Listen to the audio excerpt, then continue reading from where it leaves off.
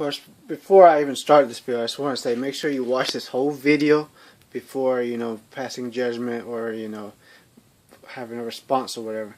But anyways, this video is the second part of the video I did back in April where it was Creationists are smarter than Evolutionists. This one is Creationists are still smarter than Evolutionists.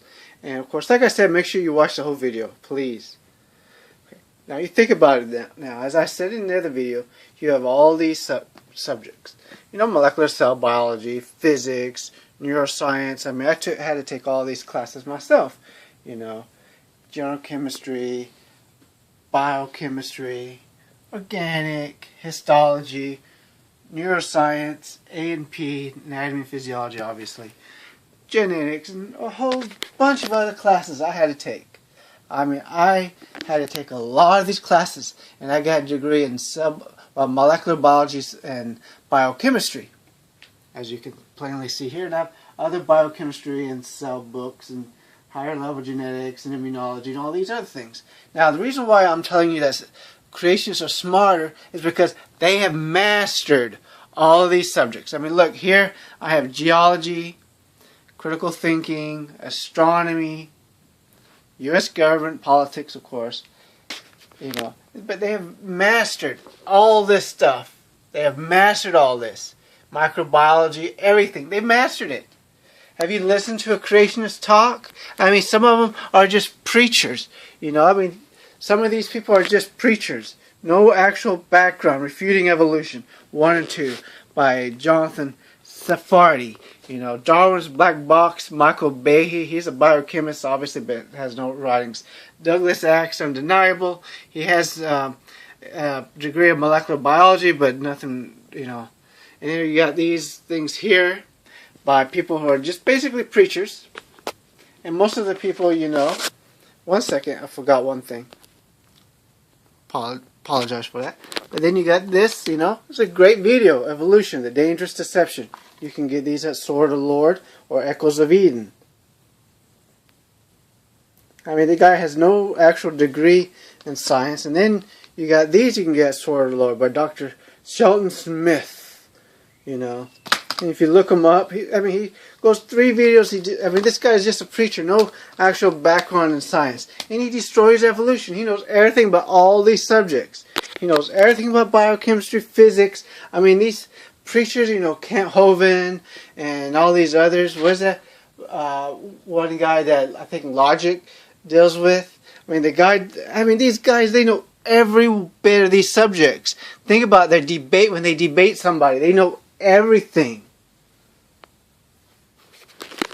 Why else do you think? You got Richard Dawkins. Richard Dawkins is not obviously a creationist, but you got Ancestors Tell, The Greatest Show on Earth, Fact versus Fiction by Jerry Kahn, and Why Evolution is True. He also wrote that book. But they have to keep writing these books to defend evolution because look at these guys. These guys who have no actual background in science, most of these preachers like Kent Hovind and others have no real background in science, but they are able to defeat an evolutionist. Don't ask me what an evolutionist is because I have no clue, but they can defeat an evolutionist. Because like Ken Ham, Ken Ham, he does a very good job when he always tells them, "Were you there? Were you there?" Has anyone ever defeated that? Were you there? Of course, you could use that. I know what you're saying. You could use that same argument on Christians or any theist. I'm not talking about just Christians, but Muslims or any of the others. When they claim their God did this and this and this, you could say, well, were you there? Were you there when Muhammad wrote the Quran? Were you there? Or when Paul or all these other people wrote the Bible? Were you there? Do you really know? Were you there? Yeah, you could use that argument, but it doesn't work. Because creationists are smarter than evolutionists. And think about it, they are so smart, they will tell physicists about the second law of thermodynamics. Think about it. They have mastered the second law of thermodynamics that they can tell a physicist. I have a degree in cell biology, molecular biology, and biochemistry. I would not dare argue with a physicist about his subject. I just wouldn't. I don't know enough about physics. I took a year of physics, and that's it. And I have some books on physics, obviously written by physicists like Lawrence Krauss and others. True. But I certainly don't know enough physics to actually act like I know anything. But but you listen to these creationists. I mean, they have mastered everything. We should be looking up to them. They mastered histology, physiology, animal physiology. I don't have that book out, but it doesn't matter. Geology. I mean, I'm trying to teach myself these things because I didn't take geology or astronomy. Here's earth science the easy way.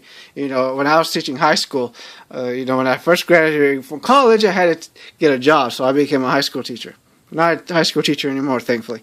But, I had to teach this to myself. And so much in it, but they mastered this subject. They mastered it. How many of us can say that? And then you get some of them, they get into government, and they have mastered government and politics. They know more about the government and politics than our politicians do. Yeah, our politicians are scumbags, but let's not discuss that here. You got Aaron Raw, he has to write all these books.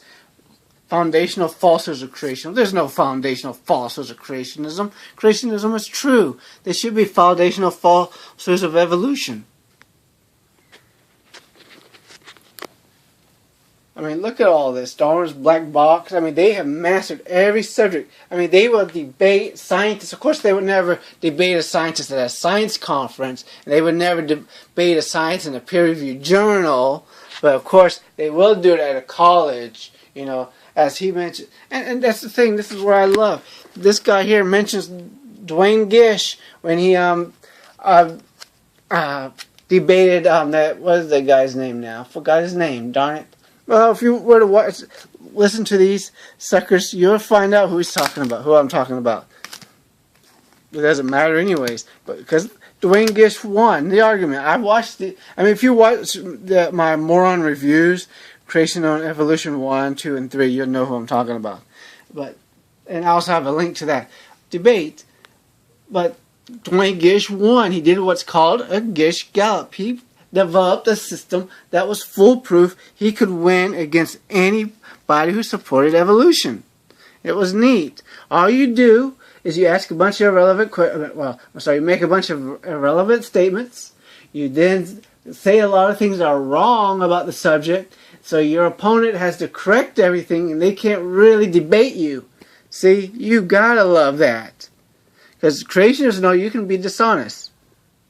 Now, of course, that was all sarcasm. Okay, just for some of you that might be a little slower, and you can't figure it out, and others that I admit on the internet sometimes, unless you actually see me and see my facial expressions, you really can't tell that I'm being sarcastic.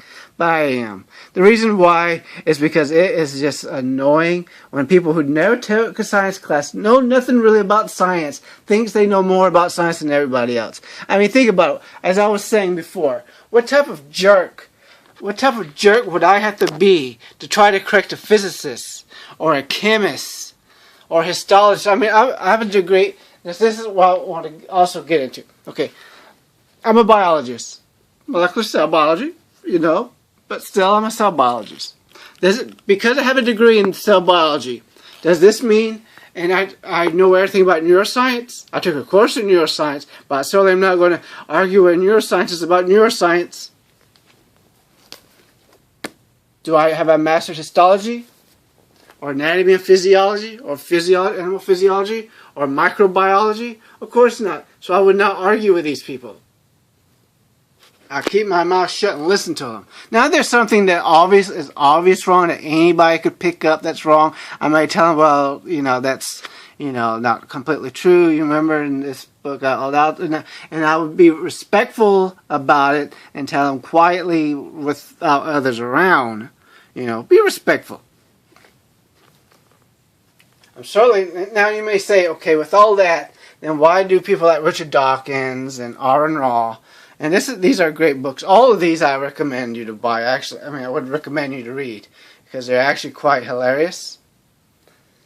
But why do people like Richard Dawkins, Jerry Cohn, and all these others attack religion? They'll talk about religion, not just defending evolution against these clowns, but they'll attack religion. Because anybody can pick up a Bible or a Koran and read it and talk about it. Religion, there's not a whole lot to really learn, because it's right there in their holy book, and that's all. And religion is authoritative, meaning they have an authority, their holy book. And of course, they're preachers and imams and stuff like that. And many of the claims in their holy books can actually be investigated by science. And we know that a lot of their claims are just not true. Not all of it. I mean, some of the historical stuff, you can probably, has happened. It's like when you watch Indiana Jones, you know the Nazis existed, certain things happened. It's not like he's completely wrong about everything in the movie, but Indiana Jones never existed.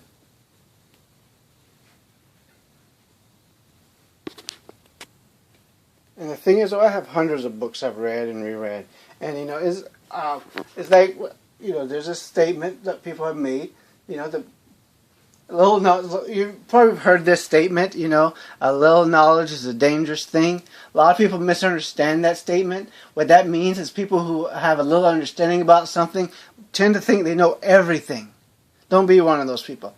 Also, okay, if evolution is wrong, if these people were so sure and they had their evidence, like this guy here, and this guy here, and this guy here, Douglas Axe, you can't read his name, and all these people, and Stephen Meyer, if they were so sure, why don't they get their Nobel Prize? If you can disprove evolution, that does not prove that there's a God. Even if you could prove there's a God, you can't prove it's your God. But even if you just prove evolution, it does not prove that God exists. Not only that, but scientists would love it. Because now you just opened the door for them for more research. It's more money that they can get. They will love you and cherish you. You'd get a Nobel Prize. That's a guarantee. That's $1 million prize. Okay, not only would you get that Nobel Prize, you have just gave scientists more research. They will love you. You will be remembered for all times as the man or woman that disproved evolution. So why not do it? Why aren't these people doing it? Because if they had the actual proof, no scientist could actually, argue against it because, hey, there's the evidence. All they have to do is go to the media. You think the media won't report it? Oh, yes, they will, because they want views. They want money, too. So they will love you, too, because now you gave them something to report. So don't hand me this nonsense about, evolutionists don't want to discuss it. Evolution, they don't allow them to write in their journals and all this nonsense. They're suppressing the truth. That's nonsense, okay? That's just plain nonsense. Oh, goodness gracious, this is too funny when you think about it. It's just sad. If you can disprove evolutionary biology, do it. Please. Yeah, I took a course in evolutionary biology. It was a nice class. If you had one person who didn't exactly support evolution, even though he had taken biology, changed his mind once they took the class. Kind of difficult to keep your creationist views when you actually truly try to learn. This is another interesting one. Evolution, the dangerous deception. Because we know how dangerous that is. No, creationism is a dangerous deception. Because it is a deception. It's nonsense. And there's a lot I can say in this video. I'm not going to obviously remember everything because I'm not that smart.